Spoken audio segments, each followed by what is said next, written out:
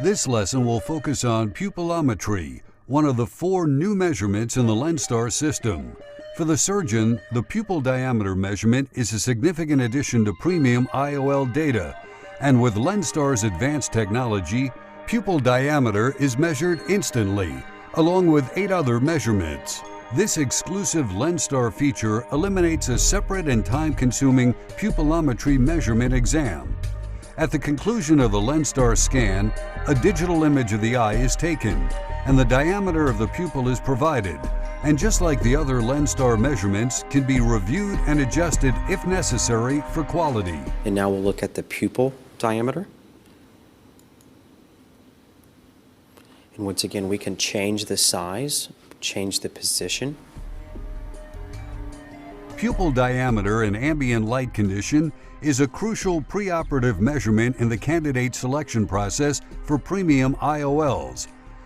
Other biometers do not measure pupillometry. This forces surgeons who use this information to conduct a separate examination.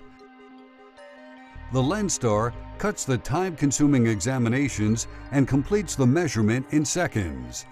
Dr. Uday Devgan reports that pupil size affects vision with any IOL, but even more so with multifocal lenses.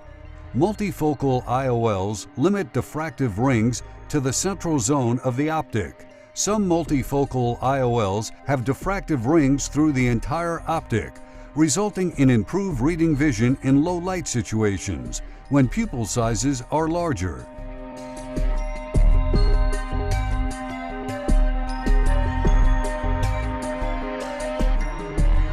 If a patient has a very large pupil, 5mm pupil, this patient's eye is going to be distance dominant, and they're going to have a tough time reading even with that diffractive lens. Whereas if a patient has a smaller pupil, 3mm or so, in normal conditions, that patient will be able to get the full even split of light for near and far with this lens. So certainly we've learned that multifocal lenses that have these zones do need to have a certain pupil size for optimal function. Other thing I use too is even pupil centration. And the reason why that's important is that a couple things. One, I actually like to put multifocal lenses very well centered in the pupil.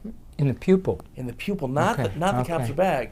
So you can measure this ahead of time and say, look, this patient actually has a pupil that's decentered. The barycenter is off by a millimeter and a half, etc. And then on the OR table, you'll know that, well, I should shift this lens a little nasally. You can also try to have the patient fix it on your scope light. But the closer you get a multifocal lens to be centered up in the pupil, I think the better your visual results are going to be. Dr. Jeff Horn states that knowing pupil diameter is very important in IOL selection, and especially helpful in determining IOL selection for aspheric, accommodating, and diffractive multifocal IOLs. If you have a patient with a very large photopic pupil, I'll show you why the Restore may not work as well.